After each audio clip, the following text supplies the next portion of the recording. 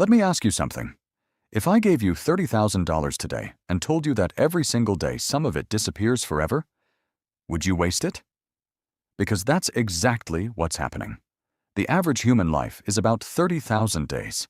And if you're around 30 years old, you've already spent 11,000 of them. No refunds, no extensions. How many of those days do you actually remember? So in this video, let's figure out something important. How to actually use the time you have left to build a life that feels meaningful, not just busy. How many times have you said, "I'll start tomorrow. I'll fix things later. I'll do it someday"? Yeah, me too. But here's the problem. Someday is the busiest day of the week. Someday is dangerous. Someday never comes. And nothing ever gets done on it. Psychologists call this temporal discounting. We value the present more than the future, which is why Netflix wins and your goals lose. Even James Clear says, you do not rise to the level of your goals. You fall to the level of your systems. So if your system is, start later, you already know how that ends. Why time feels faster.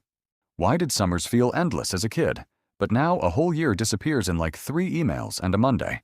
It's not time speeding up. It's your brain. Neuroscience shows that your brain tracks time using new experiences. More novelty means more memory, hence slower time. Less novelty means fewer memories, hence faster time.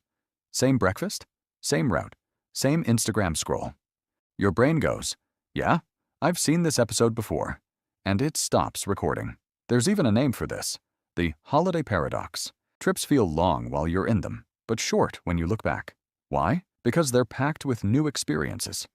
So if life feels like it's flying, maybe it's not time. Maybe it's routine. Want to slow life down? Create novelty.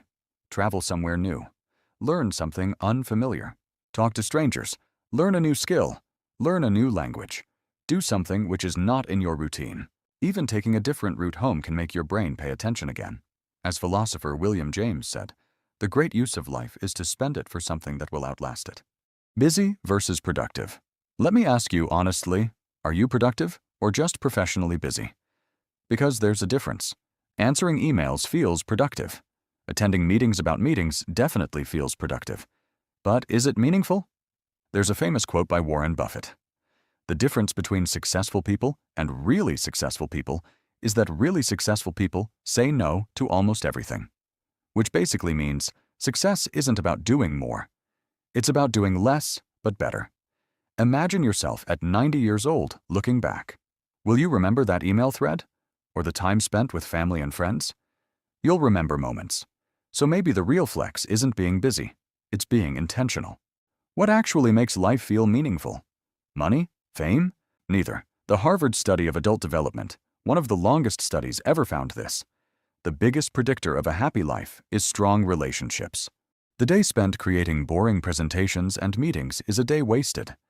The day spent with friends and family is a productive day for your life and mental well-being. Control your energy, control your life. Would you rather have 12 exhausted, low-quality hours or 8 sharp, high-energy hours of sleep? Because your life doesn't really run on time, it runs on energy. And science backs this up. Studies show that sleep deprivation can impair your brain almost like being legally drunk. So if you're running on 4 hours of sleep, congratulations! You're basically making life decisions like a tipsy raccoon. Now here's something even more interesting. The chemical reaction behind emotions like anger lasts about 90 seconds. That's it. After that, you're choosing to stay angry. So next time you feel triggered, pause. Because when your energy is low, your emotions control you. And when your energy is high, you control your emotions. Now let me ask you this. What's the fastest way to learn something? Not just watching, not just reading, teaching. Because when you explain something, your brain is forced to truly understand it. It's like your brain goes, okay, we can't fake this anymore. And here's a powerful shortcut. Biographies. Reading one biography is like living 30 to 40 years of someone else's life in a few hours. You get their mistakes, their lessons, their wins without paying the full price. As Charlie Munger said, go to bed smarter than when you woke up.